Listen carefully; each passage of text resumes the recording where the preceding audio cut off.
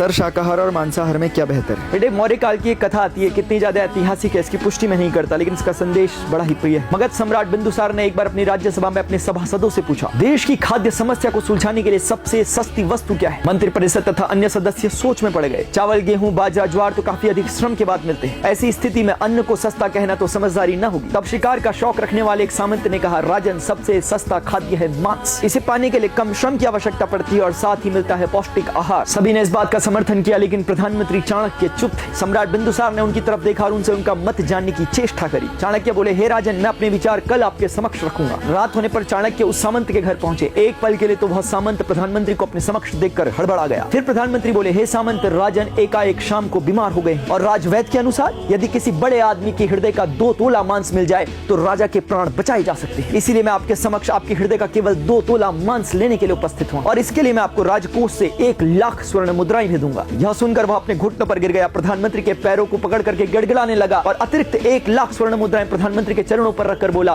कृपया कर आप किसी अन्य सामंत के 2 तोले हृदय का मांस इससे खरीद ले। इसी प्रकार प्रधानमंत्री पूरी रात बारी बारी से प्रत्येक सामंत से मिले, लेकिन स्वाभाविक रूप से किसी के भी 2 तोले हृदय का मांस उन्हें न मिल पाया। अभी तो बदले में किसी सामंत ने 1, 2 तो किसी ने 5 लाख स्वर्ण मुद्राएं दी। इस प्रकार लगभग 2 करोड़ स्वर्ण मुद्राओं का संग्रह कर अगले दिन सूर्योदय के समय राजा के समक्ष चाणक्य प्रकट हुए। सम्राट ने पूछा, यह सब क्या है आचार्य? प्रधानमंत्री बोले, हे राजन, यह केवल 2 तोला मांस खरीदने के लिए इकट्ठी की गई धनराशि है और विडंबना तो यह है कि यह भी अपर्याप्त है। अब आप स्वयं ही विचार करें कि मांस कितना सस्ता है। हे राजन, जीवन अमूल्य है। हम ये न भूलें, जिस प्रकार हमें अपना जीवन प्यारा है उसी प्रकार से जगत के प्रत्येक प्राणी को अपने जीवन से प्यार है। लेकिन फर्क इतना है कि वह अपनी और अपनों की हत्या का मुकदमा दर्ज नहीं कर सकता और मनुष्य अपने प्राण बचाने के लिए हर प्रकार के संभव प्रयास करता है। साम, दाम, दंड, भेद, हर नीति का प्रयोग करता है। पशु बोल नहीं सकते, अपनी व्यथा को हमें बता नहीं सकते, तो क्या यह कारण पर्याप्त है उनकी हत्या कर देने का? अब मैं आपसे पूछता हूँ, यदि उस जीव को जीवन देने की क्षमता आप में नहीं तो उसके जीवन को छीनने का अधिकार आपको किसने दिया?